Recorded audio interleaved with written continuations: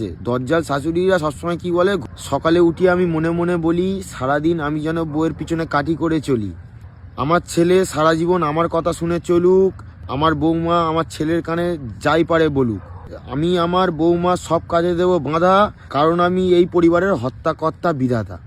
দজ্জাল শাশুড়ি এমন একটা জিনিস, সে বৌমা সব কাজে বাঁধা দেবে, সব কাজ করে। পরের বাড়ির মেয়েরা যতই ভালো করুক না কেন, দজ্জাল শাশুড়ির কাছে কোনোদিন ভালো হতে পারবে না। তরকারিতে একটু যদি নুন কম হয়, সে নুন দিয়ে খেতে পারে, তবুও বলবে যে কেন এরম হলো।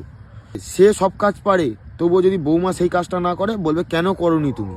ভাবে কি দজ্জাল শাশুড়িরা ভাবে কি, বিয়ের পর আমার ছেলের বৌমা আসেনি, বিয়ের পর আমার বাড়ির চাকরা নিয়ে এসছে, কাজের লোক এসছে।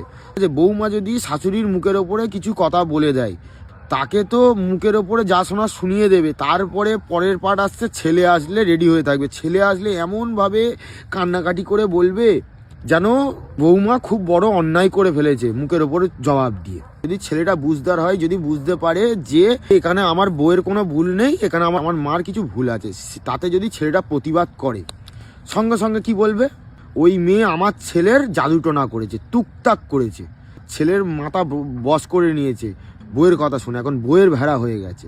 পরের বাড়ির মেয়ে মানে সে তোমার মেয়ের মতন। দজ্জাল শাশুড়ির কাছে পরের বাড়ির মেয়ে কোনোদিন আপন হতে পারে না। নিজে তার বৌমার সঙ্গে অন্যায় অত্যাচার করেই যাবে, কিন্তু তার নিজের ঘরের মেয়ে যখন অন্য বাড়ি যাবে, গিয়ে এরকম সেম জিনিস যখন হবে, তখন প্রাণ কেঁদে উঠবে। এই কিছু কিছু দজ্জাল শাশুড়ির জন্য সংসারগুলো নষ্ট হয়। ঠিক আছে, নিজের মেয়েকে নিজের মেয়ে মনে করে, আর পরের বাড়ির মেয়ে যদি বিয়ে হয়ে আসে তাদেরকে নিজের করে নিতে পারে না। ঠিক আছে, তাদের নিয়ত কাজ কি, সন্ধ্যেবেলায় সিরিয়াল দেখবে, কূটনীতি রাজনীতি তো সব কিছু হচ্ছে এখন বাঙালি সিরিয়ালে, সেই দেখে দেখে নিজের বৌমার সঙ্গে সেরকম ব্যবহার শুরু করে দেবে।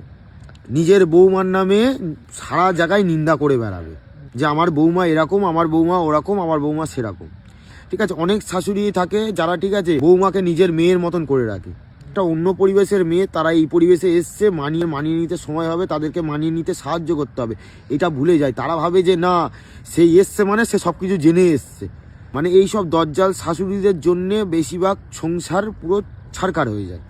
যদি শাশুড়ি বুনো ওগল হয় আর বউ যদি বাঘা তেঁতুল হয়, চতুর্থ বিশ্বযুদ্ধ শুরু হয়ে গেল ওই সংসারে।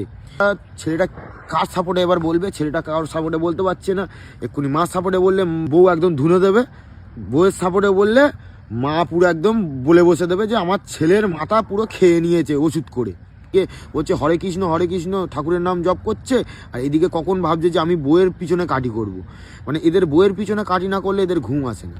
ঠিক আছে, একটা মেয়ে সব থেকে বড় শত্রু, সেই জিনিসটাই দজ্জাল শাশুড়িগুলো করে দেখায়।